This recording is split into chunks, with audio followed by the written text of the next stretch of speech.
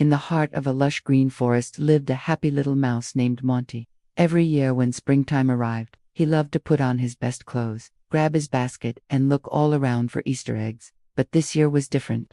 It was Easter morning, and Monty had just woken up from a long winter's nap.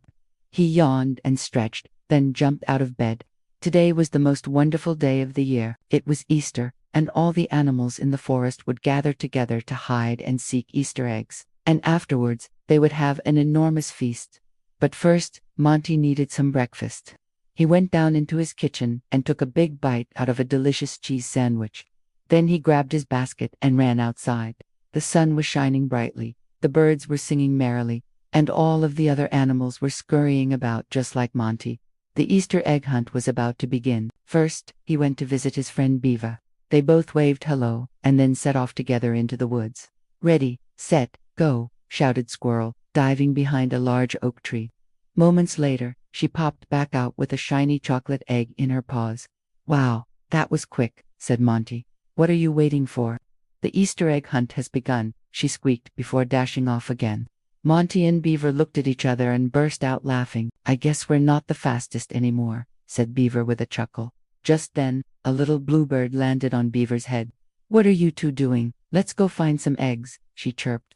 And off they all went, deeper into the forest. As Monty peeked under some bushes, he saw a flash of white fur disappearing around a tree. "Hey, wait for me," he called. And when he reached the other side, he saw a little rabbit pulling a carrot out of the ground. "Happy Easter," said Monty. "I'm going to hide some eggs around here, and I bet you can't find any," replied the rabbit. "Oh yeah, well, let's see about that," said Monty with a cheeky grin. And before the rabbit could stop him, he dashed away. Monty searched high and low, but he couldn't find any eggs anywhere. And then he heard some giggles coming from behind a log. When he peeked around the corner, he saw the bluebird and Squirrel stuffing their faces with chocolate eggs. "I found them," yelled Squirrel, holding up a huge stash of treats. "How did you find so many?" asked Monty. "We followed the chocolate trail," said Bluebird. "You can find the Easter eggs by following the chocolate trail," she repeated. "That sounds great, but where do I start?" asked Monty. "Here," said Bluebird, handing him a small chocolate bar. "Start with this." And just like that, Monty was on his way. He nibbled on the chocolate, and sure enough, it led him right to a patch of dandelions. Underneath the sunny yellow flowers were 5 brightly colored Easter eggs. "Wow," whispered Monty. He quickly put the eggs in his basket and set off to find more. He followed the chocolate trail all around the forest, over babbling brooks and through fields of blooming flowers, and at the end of each trail, there was a colorful surprise waiting for him. At first, Monty thought about keeping the eggs for himself. After all, he had found them. But then he remembered what his mother had taught him. Sharing with others is the most precious gift of all. So Monty went back to the forest to find his friends.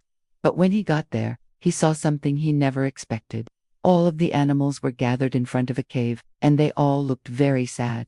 "What's wrong?" asked Monty. "We can't find any Easter eggs," sniffled Rabbit. "There are no more eggs in the forest," added Owl, shaking his head sadly.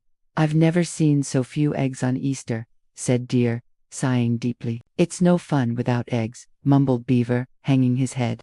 All Monty could think about was how happy everyone had been just moments ago. He wanted to bring back those smiles.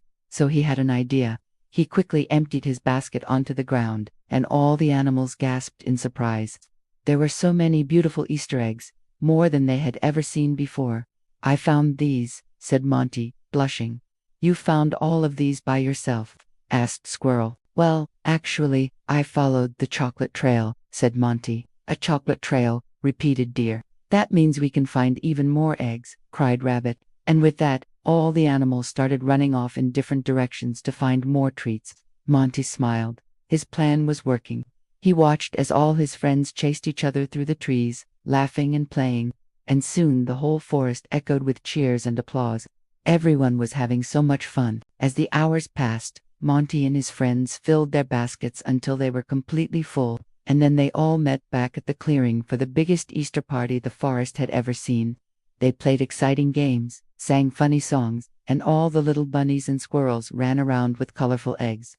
After the games, everyone sat in a circle and shared their eggs. Each one was beautifully decorated with rainbows, hearts, and shamrocks, and inside each one was a delicious surprise.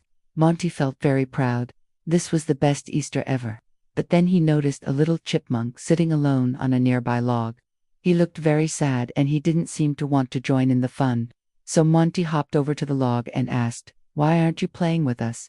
The chipmunk sighed and replied, "I'm too sick to play.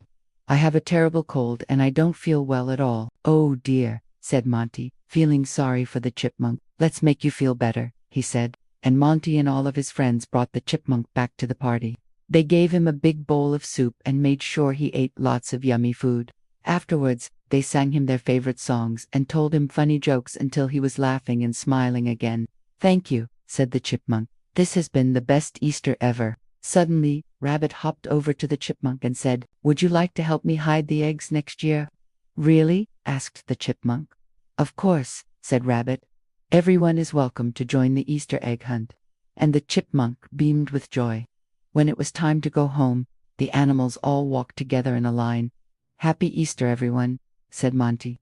"Happy Easter," replied all the other animals.